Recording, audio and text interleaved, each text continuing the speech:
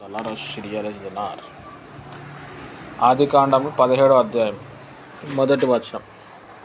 అబ్రహాము 99 ఏండ్ల వాడైనప్పుడు యెహోవా అతనికి ప్రత్యక్షమై, నేను సర్వశక్తిగల దేవుడను, నా సన్నిధిలో నడుచుచు నిందారహితుడివై ఉండుము.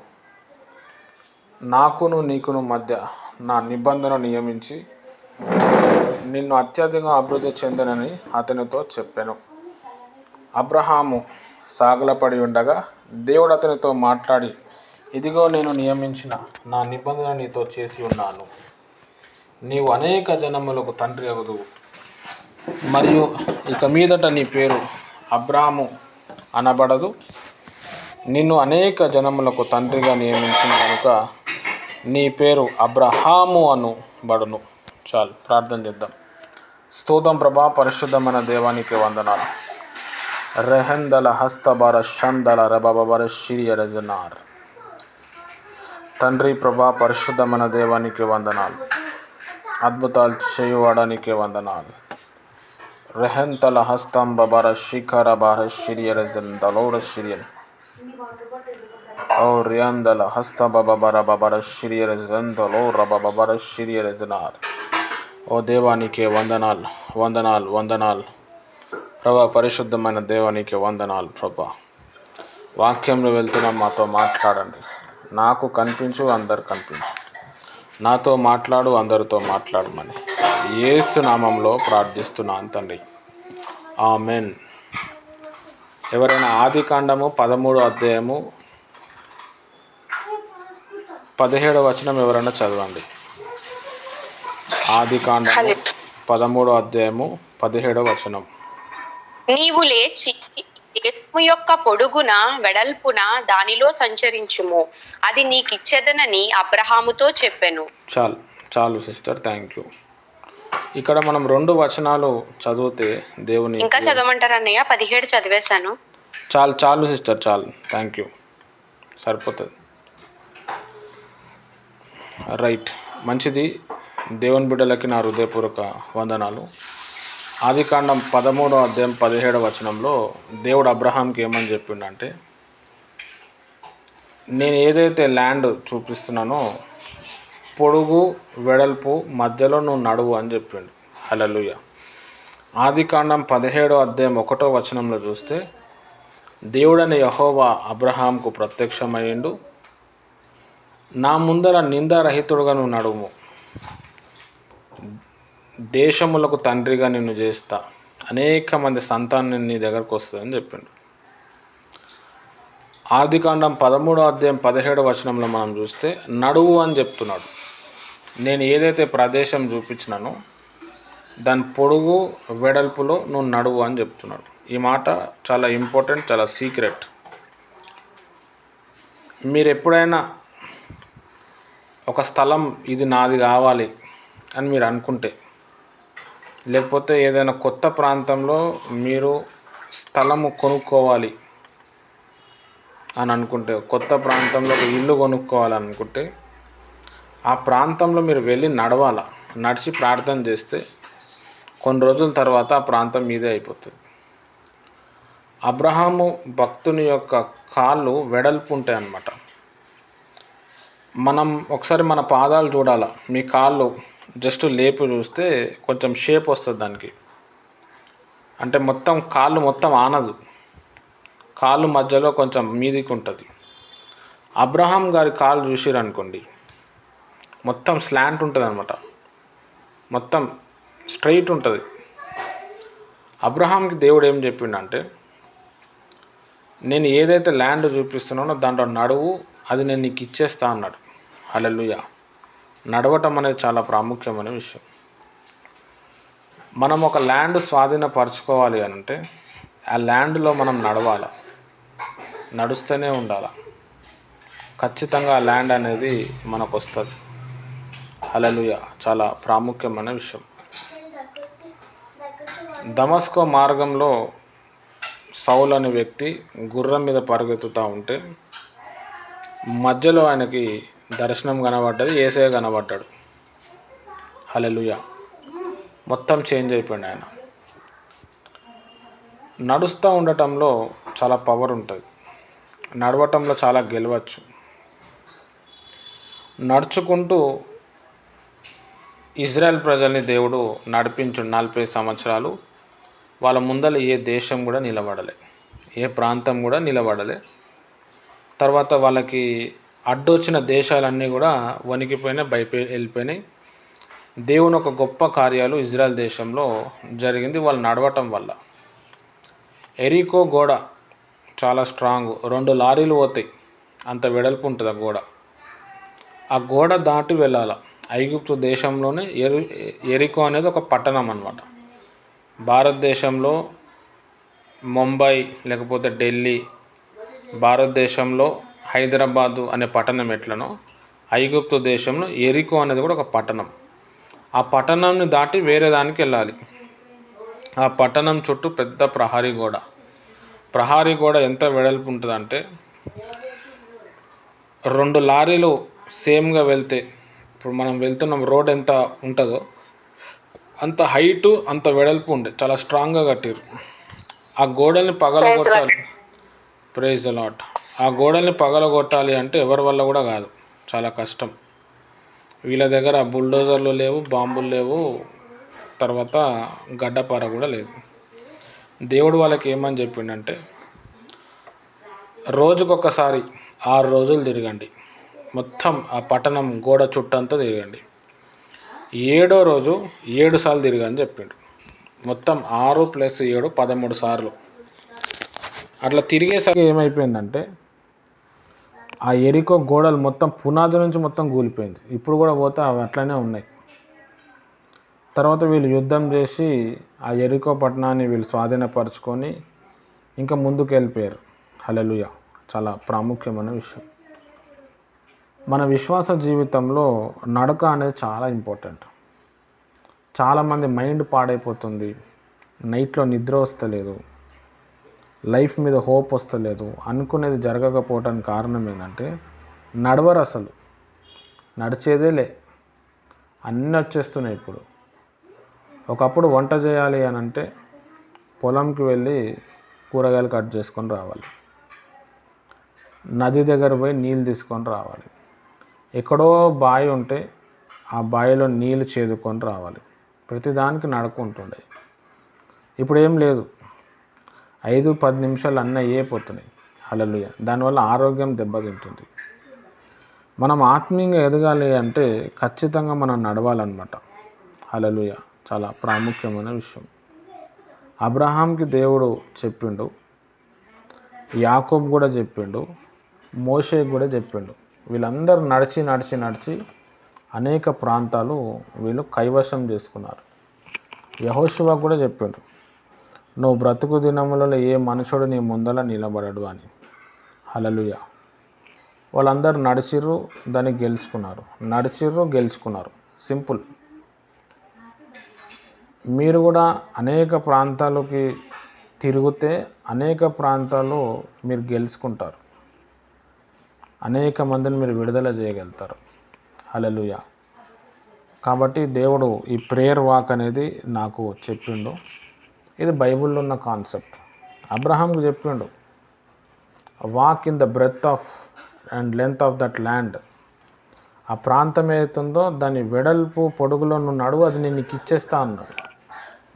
మీరు ఒక ప్రాంతంలో చర్చ్ కట్టాలనుకుంటున్నా, ఒక ప్రాంతంలో ఇల్లు కట్టాలనుకుంటున్నా అంటే ఆ ప్రాంతంలో జస్ట్ పోయి నడుస్తూ ఉండి ప్రార్థన చేస్తే కొన్ని రోజుల తర్వాత ఆ ప్రాంతంలో ఏదో ఒకటి జరిగి మీరు ఇల్లు కొనుక్కుంటారు, లేకపోతే ఎవరో ఒకరు ఇచ్చేస్తారు ల్యాండ్, ఏదో ఒకటి దేవుడు జరిగిస్తాడు.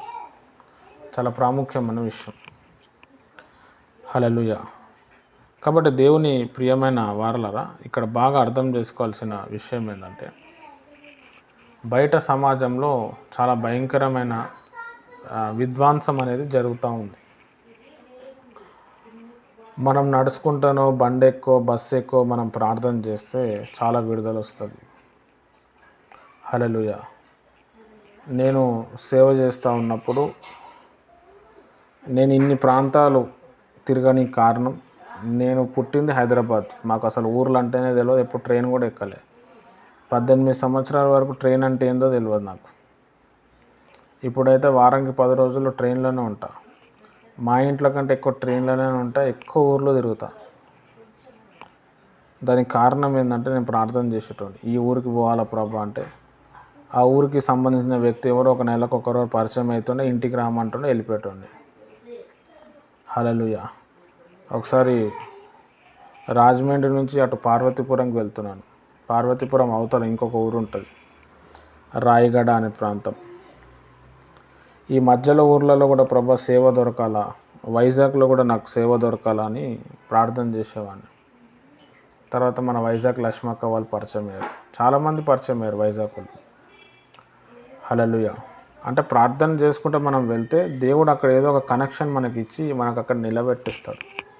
కొత్త ఫ్రెండ్స్ దొరుకుతారు మనకి, కొత్త సేవ జరుగుతుంది, కొత్త ఆత్మీయత మనలో పెరుగుతుంది అన్నమాట. హల్లెలూయా. చాలా ప్రాముఖ్యం. కాబట్టి జనవరి 1 రోజు మీరు ఖచ్చితంగా మీ ఇంట్లోకి వెళ్ళి బయటకు వచ్చి మీరు వెళ్ళాలి. మీరు వెళ్ళండి, దేవుడు మిమ్మల్ని దీవిస్తాడు. ఆశ ఉండాలి దేవుని కోసం, భారం ఉండాలా, వేదన ఉండాలా. హల్లెలూయా. సాకులు చెప్పాలంటే మస్తు చెప్పచ్చు. నేను కూడా మస్తు చెప్తా సాకులు, కానీ లాభం ఉండదు, వేస్ట్ అయిపోతుంది. ఇప్పటి వరకు మనం చేసిన భక్తి ఇంట్లోనే చేసిన, ఇప్పుడు బయట కూడా చేయాలి. మనం అనేకుల్ని మనం వెలిగించాలి అంటే మనం కరిగిపోవాలి. క్యాండిల్ కరిగిపోతేనే దానికి వెలుతురు వస్తుంది. దానికి తెలుసు నేను కరిగిపోతే అయిపోతా అని. కానీ లోకాన్ని వెలిగేనికి అది కరిగిపోతుంది.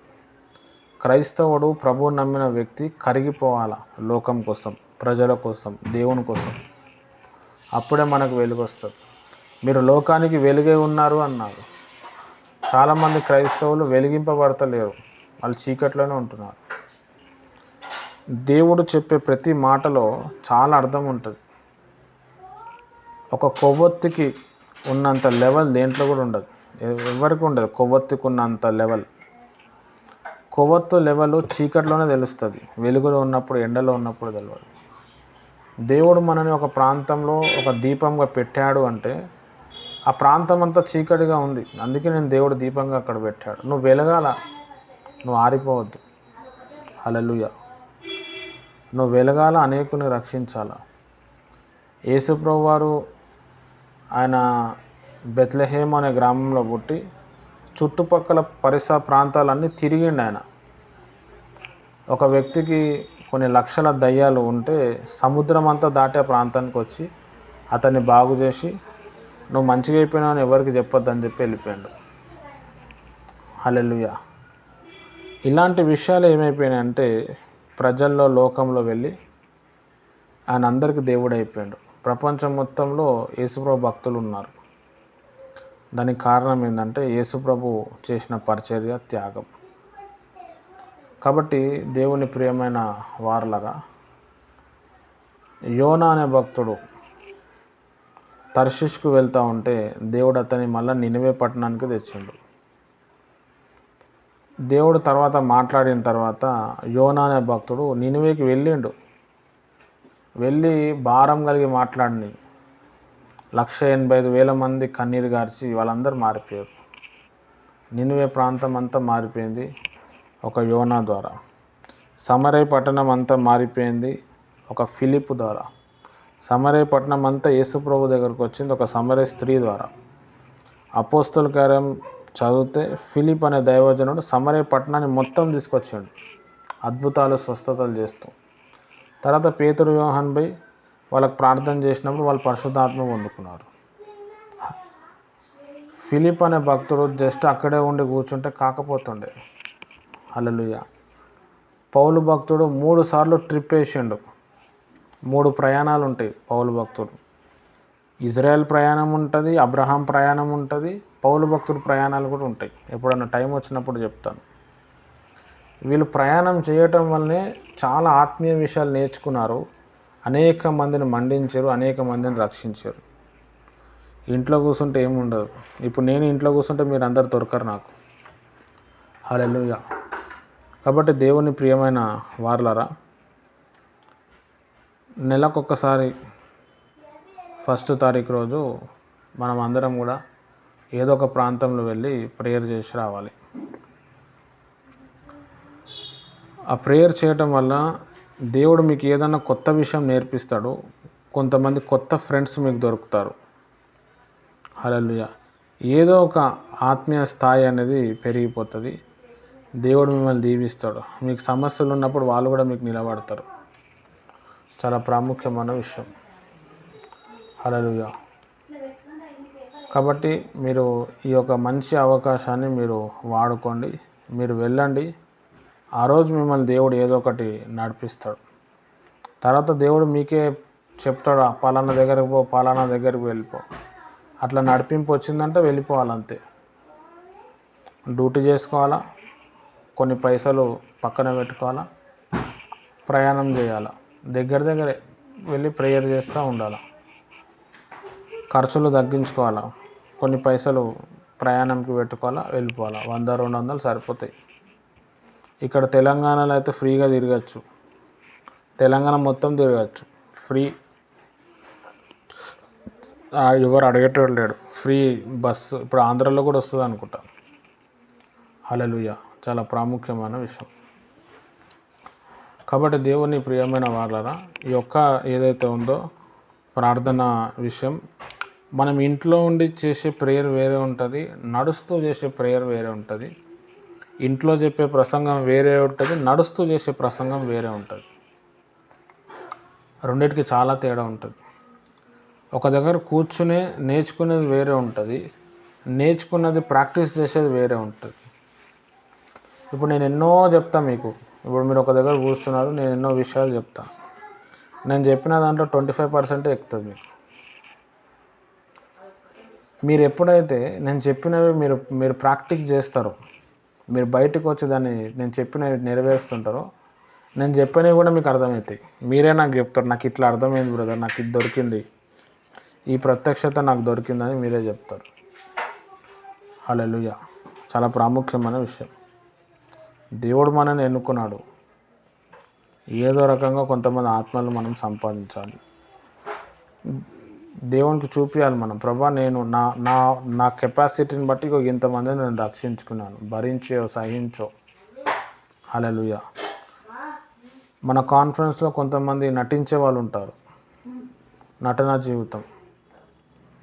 ప్రేయర్ చేస్తే అద్భుతంగా చేస్తారు, ఆ చేసే ప్రేయర్ వాళ్ళ లోపలనే కనబడదు. ఏది అడిగినా కానీ దానికి ఏదో ఒక సాకు ఉంటుంది. హల్లెలూయా. చాలా ప్రాముఖ్యం. దేవుని విలువ తెలియని వాళ్ళు, బైబుల్ విలువ తెలియని వాళ్ళు, దేవుని సన్నిధి తెలియని వాళ్ళు, దేవుడు అంటే విలువ లేని వాళ్ళు మాట్లాడే విషయాలు ఉంటాయి. హల్లెలూయా. ఎన్నిసార్లు సాకు చెప్పినా కానీ వేస్ట్ అయిపోతుంది లైఫ్. టైం వచ్చినప్పుడు మనకు ఏదైనా అవసరం ఉంటుంది కదా, అప్పుడు దేవుడు కూడా ఒక సాకు చెప్తాడు. ఆ సాకు ఏంటంటే, నువ్వెవరో నాకు తెలియదు అంటాడు. హల్లెలూయా. అదేంటి బ్రదర్, దేవుడు అట్లా ఎందుకు అంటాడు అని అంటే, బైబిల్లో యేసుప్రభువు చెప్పిండు, మీరు ఏ కొలత కోస్తారో అదే కొలత మీకు కూడా దొరుకుతుంది. నువ్వు ఏది విత్తుతావో అదే కోస్తావు. హల్లెలూయా. ఎవరితోనైనా మనం చెలగాటం ఆడచ్చు, కానీ దేవునితో చెలగాటం ఆడలేదు, మొత్తం నాశనం అయిపోతాం. అట్లా దేవునితో చెలగాటం అయ్యి నాశనం అయిపోయి ఎంతోమంది ఉన్నారు. హల్లెలూయా. కొంతమంది దేవుని మీద అలిగి దేవుణ్ణి వదిలేసే వాళ్ళు ఉన్నారు. లాస్ మనకి, ఆయనకేం ఉండదు. హల్లెలూయా. చాలా ప్రాముఖ్యమైన విషయం. అయితే దేవుడు చెప్పింది ఏదైనా చేసినప్పుడు దేవుడు చాలా సంతోషపడతాడు. మనం చెప్పినవన్నీ దేవుడు చేయాలా, దేవుడు చెప్పింది మనం చేయం. ఎవరైతే దేవుడు చెప్పింది చేయరో, మీ పిల్లలు మీరు చెప్పింది కూడా చేయరు. నిజం, అది జరుగుతుంది అంతే. మీ పిల్లలు మీరు చెప్పినట్టు వినాలంటే ఫస్ట్ నువ్వు దేవుని ఒక కుమార్తెవి, దేవుని ఒక కుమారుడివి, దేవుడు చెప్పింది కూడా నువ్వు వినాలి. దేవుడు చెప్పింది నువ్వు వినలే, నీ పిల్లలు కూడా నువ్వు చెప్పింది వినరు. నువ్వు ఎట్లా నాశనం అవుతున్నావు, నీ పిల్లలు ఇంతకంటే ఎక్కువ నాశనం అయిపోతారు. హల్లెలూయా. వాళ్ళకి చెప్పనీకి నీకు ఎవరో ఉన్నారు, నీ పిల్లలకు చెప్పిన వాళ్ళు ఎవరు లేరు. ఇట్లా చాలామంది నాశనం అయిపోతున్నారు. హల్లెలూయా. కొంతమంది జీవితంలో ఎన్ని ప్రేయర్స్ చేసినా ఆన్సర్ వస్తలేదు. దానికి కారణం ఏంది అని అంటే, వాక్యాన్ని ఫాలో అవ్వరు వాళ్ళు. కాబట్టి వాక్యాన్ని మనము వెంబడించాలి. ఈ కాన్ఫరెన్స్ ప్రేయరు మీ అందరికీ నేను చెప్పేది ఏంటంటే, మీరు టైంపాస్ కోసం దీనిలో రాకండి, వేస్ట్ అయిపోతారు, మిమ్మల్ని మీరు మోసం చేసుకుంటారు. మీరు ఇందులో రాకపోయినా నేను మీకు రోజు ఫోన్లలో ప్రేయర్ చేస్తా, మీ ఇంటికి రామంటే ప్రేయర్ చేస్తా, మీకు అందుబాటులో నేను ఉంటా. కానీ ఇందులో వస్తే మీరు ఇందులో ఏదైనా నేర్చుకోవాలా, నేర్చుకొని మీరు ప్రయోజనకరంగా మారాలా, లేకపోతే వేస్ట్ అయిపోతుంది. ఇక్కడ నేను ఫ్రీగా చెప్తున్నాను, ఇవన్నీ ఫ్రీగా చెప్పే విషయాలు. దీనికి పైసలు పెడితే దీని వాల్యూ మీకు తెలుస్తుంది. పైసలు పెడితే కూడా ఈ చెప్పే విషయాలు ఎక్కడ మీకు దొరకవు, ఎక్కడ దొరకదు మీకు. భూప్రపంచంలో ఎవరు చెప్పరు కొన్ని విషయాలు నేను చెప్పినప్పుడు. అది ఆత్మలో నేను తెలుసుకొని బైబిల్లోకి వెళ్ళి దాన్ని కనెక్ట్ చేసి మీకు చెప్పటం జరుగుతుంది, మీ ఆత్మీయ స్థితి బలపడటానికి. మీలో కొంతమంది ఎట్లున్నారు అని అంటే, నా అవసరాలు తీరిపోతే చాలు, నాకు మంచిగా అయిపోతే చాలు అని అనుకుంటున్నారు. అవసరాలు తీరటానికి ఎన్నో అవకాశాలు ఉన్నాయి, ఎన్నో ఉన్నాయి. ఇందులోనే రావచ్చి ప్రార్థన చేయించుకొని ఇందులో గంటల తడబడి ఉండటం అవసరం లేదు. కొంతమందికి ఎంత చెప్పినా కానీ చలనం అనేది ఉండదు. నువ్వేంది నాకు చెప్పేది, నాకున్న ప్రాబ్లమ్స్ చాలా ఉన్నాయి. హల్లెలూయా, చాలా ప్రాముఖ్యమైన విషయం. ఇక్కడ మీరు నేర్చుకోవటానికి వస్తున్నారు, మీరు నేర్చుకోవాలి. ఒకరి పట్ల ఒకరు ప్రేమ కలిగి ఉండాలి, ఒకరికి ఒకరు భారం కలిగి. ఏది చెప్పినా ఏదో ఒక సాకు ఉంటుంది. హల్లెలూయా, చాలా ప్రాముఖ్యం. బైబిల్ భక్తులను మనం చూస్తే, దేవుడు ఏదైనా చెప్తే వాళ్ళు సాకు చెప్పలేదు, ఓకే ప్రభు అన్నారు. ఒక సీఎంఏ వచ్చి ఏదైనా అడిగితే మనం ఆయనకి ఏమైనా ఎదిరిస్తామా? మనం ఎదిరించలేము. ఎదిరించినా మనకే ఇబ్బంది. 5 సంవత్సరాలకి ఉండే సీఎంకి అంత భయపడితే కొన్ని లక్షల సంవత్సరాల నుంచి ఉన్నాడు దేవుడు. మరి ఆయనకి మనం ఎంత లోబడి ఉండాలా? దేవుడు కూడా చెప్తుంది ఏంటంటే, ఎవడు దీనుడై నలిగిన హృదయం గలవాడై నన్ను చూస్తూ అనుకుతున్నాడో నా దృష్టి వాని మీదనే ఉందని చెప్పాడు. హల్లెలూయా. నేను ఇప్పుడు కొంచెం మందికి బస్సులో వెళ్ళమని చెప్తే మీరు సొంతంగా మీరు ఆలోచిస్తారు, నా ఆరోగ్యం బాగాలే కదా, నేను అక్కడ వెళ్తుంటే నాకేమైనా అయిపోతుంది, అప్పుడు ఏంది, ఆయన ఏదో చెప్తాడు. మీరు ఎన్నోసార్లు హాస్పిటల్కి పోతారు, మరి ఏమైనా అయిందా? ఊరు నుంచి ఇంకొక ఊరు తిరుగుతారు, మరి అప్పుడు ఏమైనా అయిందా? నేను ప్రేయర్కి పోదామన్నప్పుడు ప్రేయర్ చేద్దాం, ప్రేయర్కి వెళ్దాము అని అంటే పైసలు ఖర్చు అయిపోతాయేమో, లేకపోతే ఏమైనా అయిపోతుందేమో, లేకపోతే మా ఆయన పంపాడేమో, ఇవన్నీ ఉంటాయి. హల్లెలూయా. దీన్ని బట్టి అర్థం చేసుకోవాలా, మనం దేవునికి ఎంత విలువ ఇస్తున్నామో, దైవజనునికి ఎంత విలువ ఇస్తున్నాము. నేను చెప్పింది మీరు చేస్తే నాకేమైనా వస్తుందా? పోనీ నా ఆకలి ఏమైనా తీరుతుందా? నాకేమైనా డబ్బులు వస్తాయా? ఏమీ రావు. నీకు మాత్రం చాలా మంచి జరుగుతుంది. హల్లెలూయా. యేసుప్రభువు చెప్పిన మాట అది, సర్వలోకానికి వెళ్ళి సువార్త ప్రకటించండి అన్నాడు. మరి ఏడ ప్రకటిస్తున్నారు మీరు సువార్త? ఏ ప్రాంతంలో పోయి ప్రార్థన చేస్తున్నారు? ఎవరికి ప్రార్థన చేస్తున్నారు? ఒకసారి ఆలోచిస్తాం. మనం పుట్టి పెరిగి ఎన్ని సంవత్సరాలు అయినాయి? మన ఊరు ప్రాంతంలో ఎంతమంది ఉన్నారు? ఊర్లో ఎన్ని గల్లీలు ఉన్నాయి? ఏ రోజైనా మనం వెళ్ళినామా? కిరోసిన్ డబ్బా ఒకప్పుడు దొరకనప్పుడు డబ్బా పట్టుకొని తిరిగినాం, కిరసనాలు ఎక్కడిస్తారు అని. బియ్యము అయిపోతే బియ్యం ఏడ దొరుకుతాయని తిరిగారు. నీళ్లు లేవు, నీళ్ళ డబ్బాలు బిందెలు తీసుకొని ఎన్నో ప్రాంతాలు తిరిగినాం, నీళ్ళు నీళ్ళు నీళ్ళు అని. పనులు లేవు, పనుల కోసం ప్రాంతాలన్నీ తిరిగినాం. హల్లెలూయా. పైసల కోసం తిరిగినాం. మరి అరే నేను ఈ ప్రాంతంలో పుట్టాను, ఈ ప్రాంతంలో పెరిగాను, ఈ ప్రాంతం కోసం నేను ఏదో ఒకటి చేయాలి కదా. ఎన్ని ప్రాంతాలు ఉన్నాయి, ఎన్ని ఊర్లు ఉన్నాయి, ఎప్పుడైనా తిరిగినామా? తిరగలేదు, తెలియదు, ఎవరు చెప్పలేదు. ఇప్పుడు దేవుడు అవకాశం ఇస్తున్నాడు. కాబట్టి ఈ అవకాశాన్ని మీరు వాడి మీరు దీన్ని సద్వినియోగం చేసుకోండి. ప్రతి నెల 1వ తారీఖుకి నేను చెప్పను, ఆ టైంకి మీరు 1కి లేవాలి, ప్రేయర్ చేసుకోవాలి.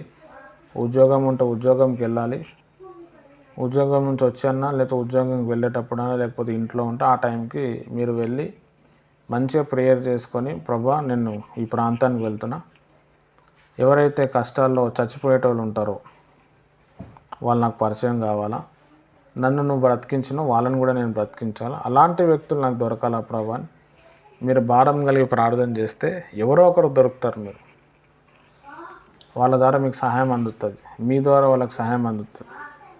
మీకు ప్రాబ్లం ఉంటే వాళ్ళు ప్రార్థన చేస్తారు, వాళ్ళకి ప్రాబ్లం ఉంటే బంధం అనేది ఏర్పడుతుంది, ఆత్మీయ బంధం, సేవ జరుగుతుంది, కొంతమంది రక్షింపబడతారు. ప్రభు రాకడ వచ్చినప్పుడు మీరిద్దరు పరలోకానికి వెళ్ళిపోతారు. హల్లెలూయా. నేను అక్కడ వెళ్తే నా బిజినెస్ నడవదు బ్రదర్, ఉద్యోగం లీవ్ తీసేస్తారు బ్రదర్ అంటే, మనం చనిపోతే మన వెంబడి మన ఉద్యోగం వస్తుందా, మన బిజినెస్ వస్తుందా? ఒకసారి ఆలోచిస్తాం.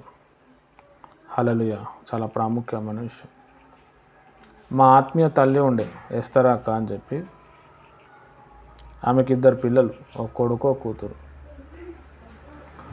కూతురికి 6 నెలలు ఉంటే కూడా పాలు తాగిపించి వేరే వాళ్ళకి ఇచ్చి ఆమె ప్రేయర్కి వెళ్ళిపోతుండే, పొద్దున పోయి సాయంత్రం వస్తుండే. పిల్లలు అట్లనే పెద్ద అయ్యారు. ఇంకొక సిస్టర్ ఉండే, నక్సలైట్ ఏరియాలో ఉండే, ఆమె సేవ చేస్తుండే. ఆమెనే మమ్మల్ని దేవునిలో సేవలో నడిపించింది. ఆమెకి 2 ఆడపిల్లలు. అలా భర్తకు తెలియకుండా దాదాపుగా 5 సంవత్సరాలు సేవ చేసేది ఆమె. అనేక మందిని రక్షించింది. చర్చ్ కట్టేంత వరకు కూడా తెలియదు అలా భర్తకి. ఆయన పొద్దున పోయి సాయంత్రం వచ్చేటోడు. ఆయన పోగానే మేము కొంచెం ప్రేయర్ చేసుకొని వెళ్ళిపోతుండే సేవకి. ఆయన రాకముందు వచ్చేస్తుండే. మళ్ళీ చర్చ్ కట్టిన తర్వాత చర్చ్ ఓపెనింగ్కి పిలిచింది, పబ్లిక్ పిలిచి ఆయన పిచ్చోడు అయిపోయాడు. అప్పుడు ఆయన మారు మనసు పొంది రక్షింపబడ్డాడు. నక్సలైట్ ఏరియాలో ఆ 2 పిల్లలకు తినిపించి ఒకటే రూమ్ ఉంటే ఆ డోర్ బంద్ చేసి ఆమె వెళ్ళిపోతుండే. ఆ పిల్లల కిటికీ నుంచి చూసేవాళ్ళు. హల్లెలూయా. అట్లా త్యాగం చేసి సేవ చేసారు.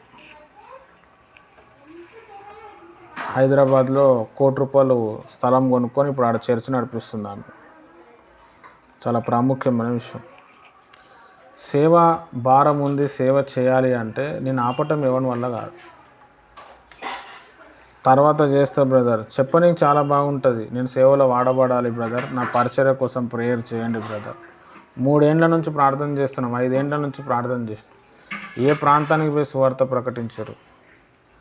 ఏ వ్యక్తి దగ్గర నువ్వు పోయినావు? ఏమీ లేదు. మరి మనం పరిచర్య చేసినట్టు ఎట్లా? ఖచ్చితంగా మనం బయటికి వెళ్ళాలి, దేవుణ్ణి అడగాలి, బయటికి వెళ్ళిపోవాలి. ఒకరోజు బయటికి వెళ్ళండి, తెలుస్తుంది ఎంతమంది బాధల్లో ఉన్నారో, ఎంతమంది కష్టాల్లో ఉన్నారో. అరే వీళ్ళకంటే మనం ఎంత మంచిగా ఉన్నామో అని తెలుస్తుంది. మనకంటే దౌర్భాగ్యమైన స్థితిలో బయట ప్రజలు ఉన్నారు. కాబట్టి దేవుని ప్రియమైన వారలారా, ఏదో ప్రాంతానికి మీరు వెళ్ళండి. ఈ నెల ఒక ప్రాంతాన్ని సెలెక్ట్ చేయండి, వచ్చే నెల ఇంకొక ప్రాంతం సెలెక్ట్ చేయండి.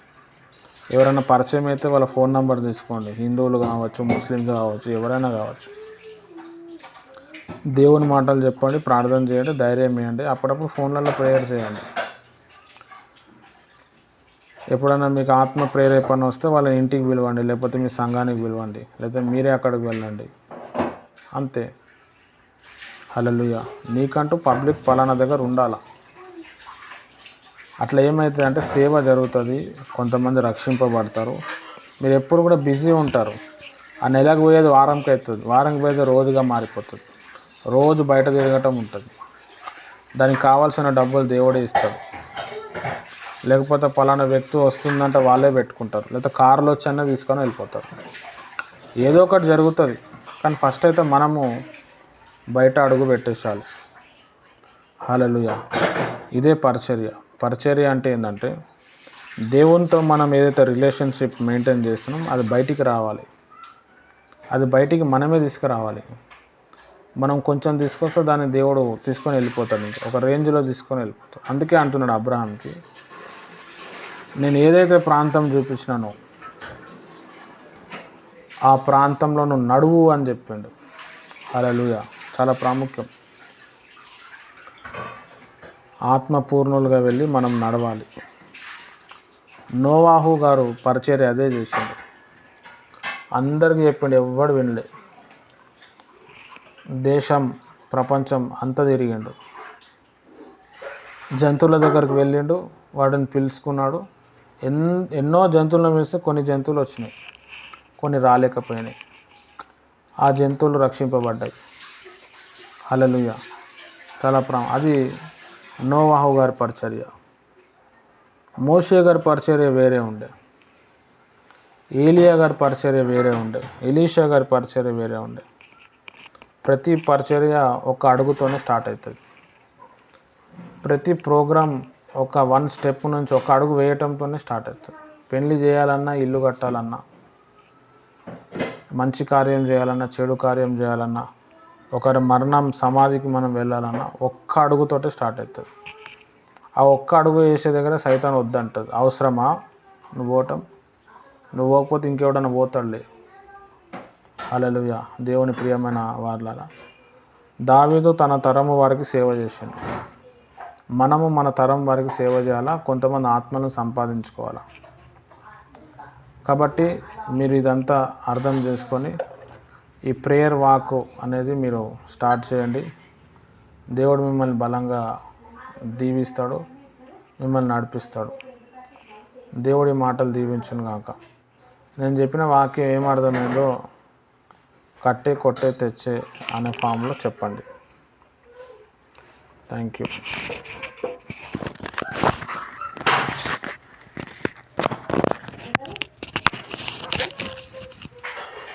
మా ఫ్రెండ్స్తో కూడా ఏదో ఆదివారము ప్రేయర్ అయిపోయిన తర్వాత ఏదో ఒక ఊరు వెళ్ళాలని నాకు ఆశ ఉన్నది.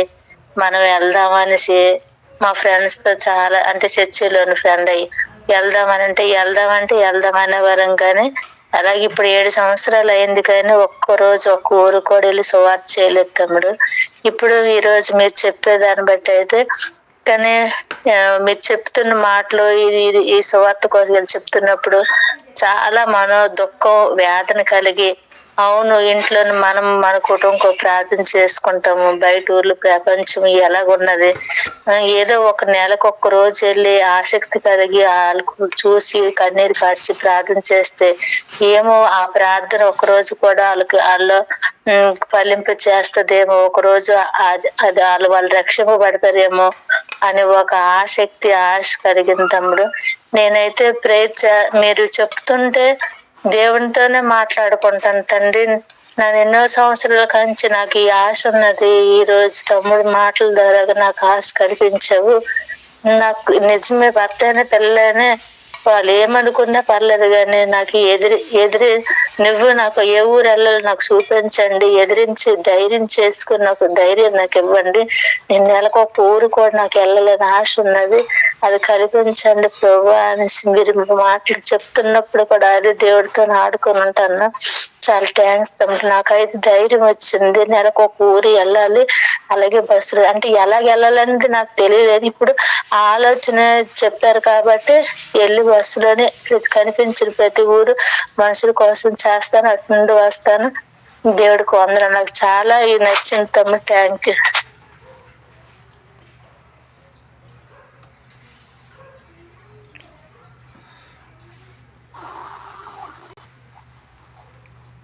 నాకు కూడా చాలా బాగా అనిపిస్తుంది అన్నయ్య.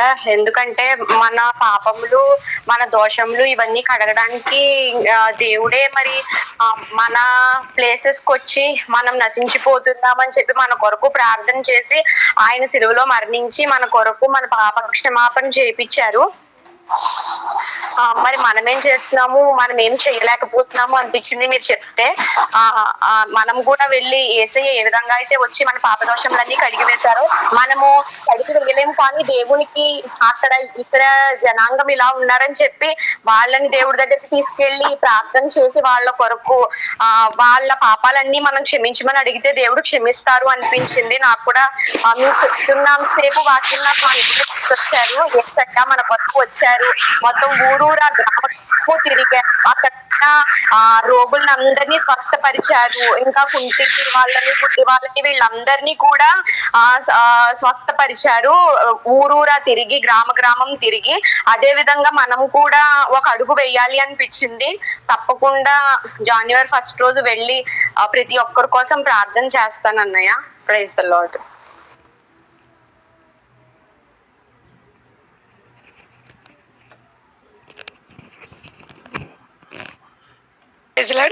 ఇప్పుడు మీరు చెప్తుంటే సువార్త గురించి నాకు చాలా మంచిగా అనిపించింది అన్న.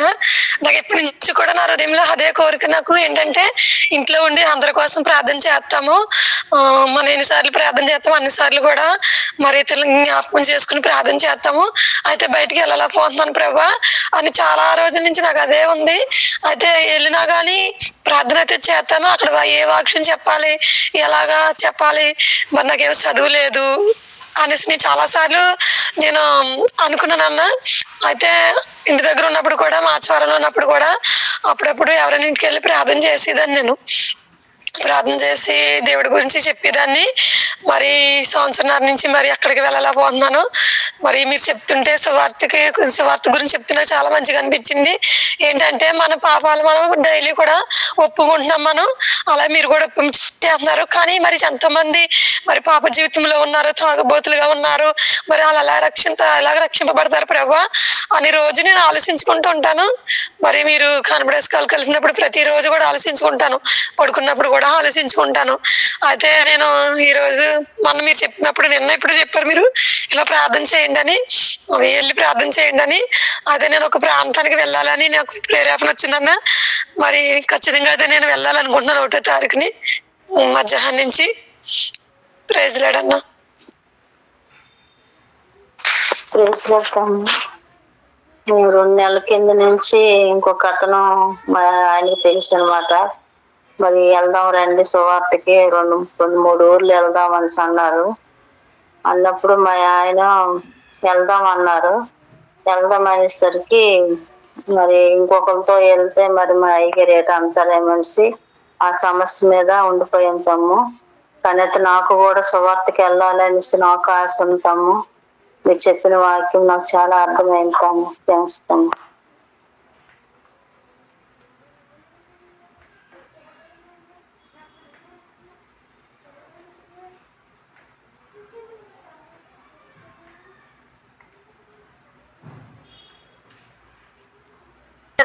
ప్రతి ఒక్క హృదయం కదిలించేలాగా దేవుడు, మన దేవుడు మనల్ని ప్రేమించారు గనుకనే దైవ సేవకుల ద్వారా ఒక కదిలింపు అనేది ప్రతి ఒక్కరిలో కూడా వచ్చిందని నేను విశ్వసిస్తూ ఉన్నాను. ఎందుకంటే మన హృదయము ఆశపడుతూ ఉంటది దేవుని కొరకు ఏదైనా చెయ్యాలి, నేను చేస్తే బాగుంటది కదా, లేదనుకుంటే నేను చేయలేనేమో అని ఎన్నో రకాలుగా మనము ఆలోచిస్తూ ఉంటాము. కానీ మనకు కొన్ని పరిస్థితులు బట్టి, మన స్థితిగతులు బట్టో, లేదా మనం ముందుకు అడుగు వేయకపోవటం వల్ల, మనకు ఎంకరేజ్ చేసినటువంటి వారు లేకపోవడం వల్ల మరి మనమందరం ఎవరమైనా సరే ముందుకి వెళ్ళలేకపోతున్నాము. మనకు చేయూతనిచ్చి ఎంకరేజ్ చేస్తూ మరి నడిపిస్తున్న దైవ సేవకునికి నా హృదయపూర్వక ధన్యవాదాలు. మరి ఈ సాయంకాలపు వేళలో ఒక విషయాన్ని మరి చెప్పి ఉన్నారు వాక్యం. ఏదైనా మనము స్థలం కొనేటప్పుడు ఆ స్థలము దగ్గరికి వెళ్ళి ఎన్ని ఎకరాల లేకపోతే ఎన్ని సెంట్ల మనం కొంటామో అదంతా చుట్టూ తిరిగి దాంట్లో అడుగు పెట్టి మన పాదము అక్కడ నిలిపివేసి దాన్ని చూసి రమ్మని దైవ సేవకులు మరి సాయంకాలపు వేళలో మనకు చెప్పారు.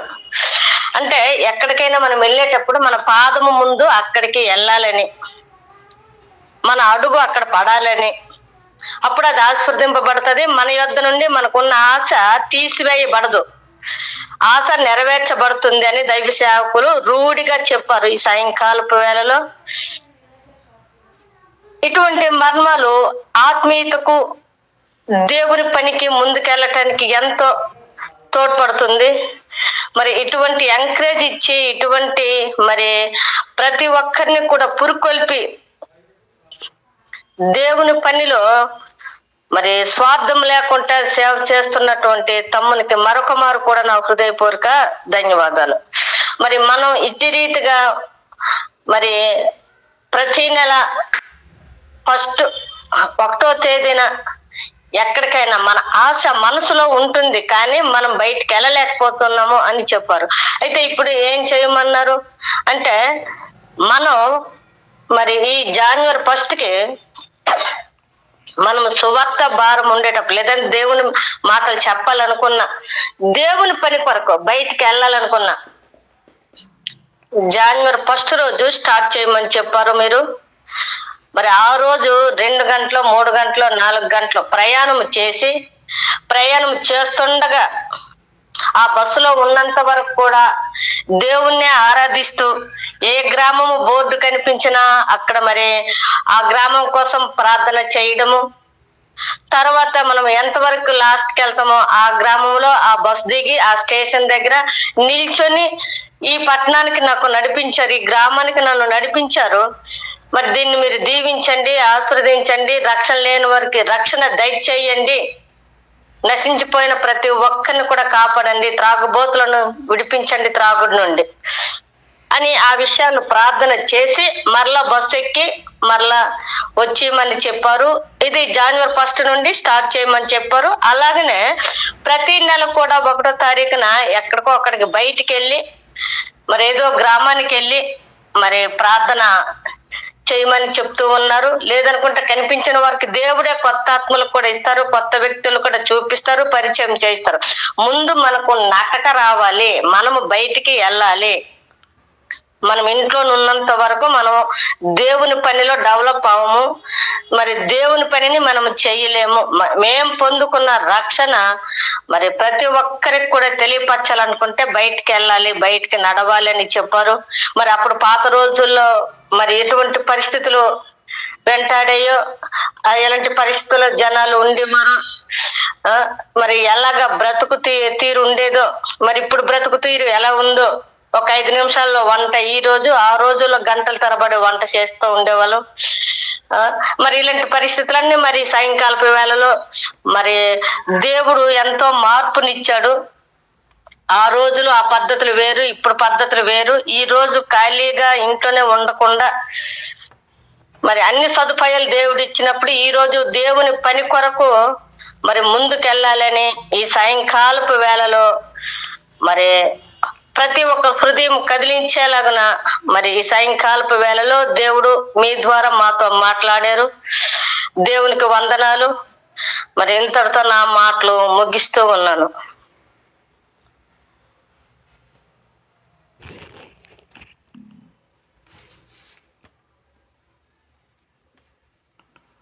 ఓకే అక్క, మరి అందరు కూడా మంచి విషయాలు చెప్పారు. దేవుడు మిమ్మల్ని దీవించును గాక. నేను దేవునికి ఒకరోజు ఒక ప్రశ్న వేశాను, ప్రభా నిత్యం ప్రార్థనలో ఉండాలంటే ఏం చేయాలి? అప్పుడు దేవుడు ఏం చెప్పిండంటే రోజు తిరగాలి అని చెప్పిండు. ఆ మాట చెప్పిండు అంతే. తర్వాత నేను ఆలోచించిన, రోజు తిరిగితే ఏమవుతుందని. రోజు తిరిగితే చాలామంది కష్టాల్లో ఉన్న వాళ్ళు కలుస్తారు, ఇంకా వాళ్ళ కోసం ప్రేయర్ చేయాలి, వీళ్ళ కోసం ప్రేయర్ చేయాలని తెలుస్తుంది. ప్రేయర్ చేసుకుంటూ వెళ్తాం, ప్రేయర్ చేసుకుంటూ వస్తాము అని నాకు అర్థమైంది. మీరు ఈ జనవరి 1 కానీ మీరు వెళ్ళగలిగితే చాలా వేదన వస్తుంది మీకు. ఇప్పుడు నేను వాక్యం చెప్తుంటే నేను వేదన వచ్చినదిగా, ఆ రోజు మీకు చాలా వేదన, బాధ అనిపిస్తుంది. పబ్లిక్ని చూస్తే చాలా బాధ అనిపిస్తుంది. అయ్యో వీడు నరకానికి వెళ్తున్నాడు కదా అని చెప్పి మనకు వేదన వస్తుంది. మనం చేసే ప్రేయర్ చేంజ్ అవుతుంది. మన ప్రేయర్ చేసే ప్రేయర్లో పవర్ పెరుగుతుంది.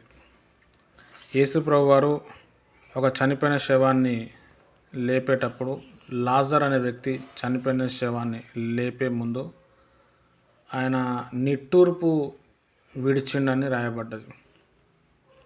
ఇంగ్లీష్లో గ్రోనింగ్ అంటారు. నిట్టూర్పు అన్ని ప్రేయర్స్ కంటే పవర్ఫుల్ ప్రేయర్.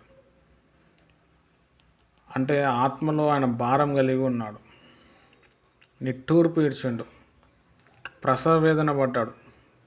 తర్వాత లాజర్ గెటప్ అనగానే వచ్చేసిండు బయటికి. ఒక మంచి అద్భుతాలు జరగాలి, బాగా ప్రేయర్లో బాగా పవర్ పెరగాలి అంటే మన లోపల నిట్టూర్పు రావాలి. విపరీతమైన భారం రావాలి. అది ఇంట్లో కూర్చుంటే రాదు, బయటికి వెళ్తేనే వస్తుంది.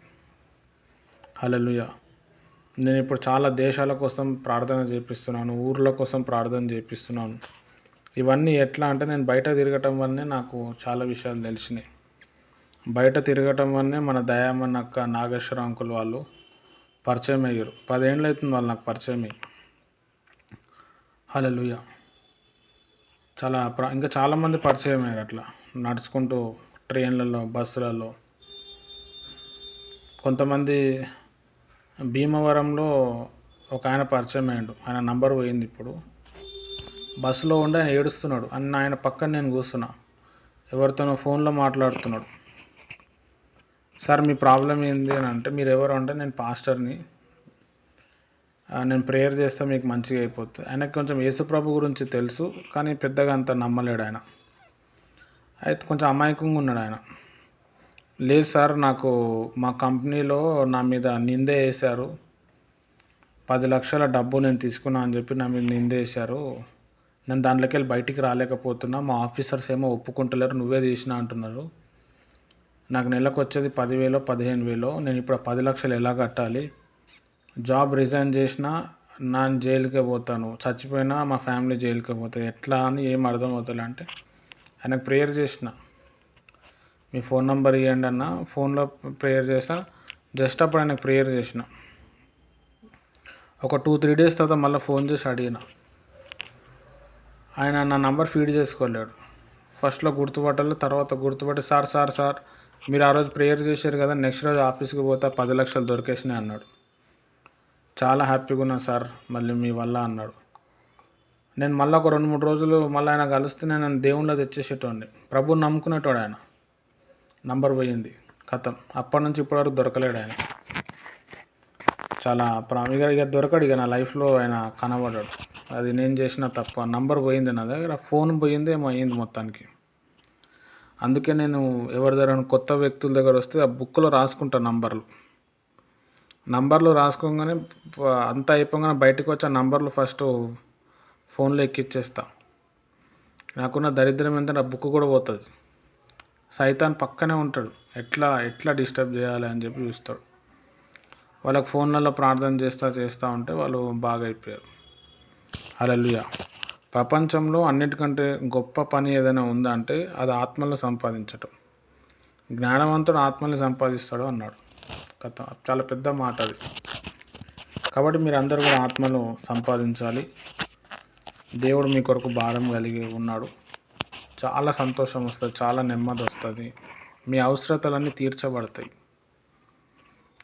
దేవుడు ఏమంటుండంటే, నువ్వు నా పిల్లల కోసం ఆలోచిస్తే నేను నీ కోసం, నీ పిల్లల కోసం ఆలోచిస్తున్నా అంటున్నాడు.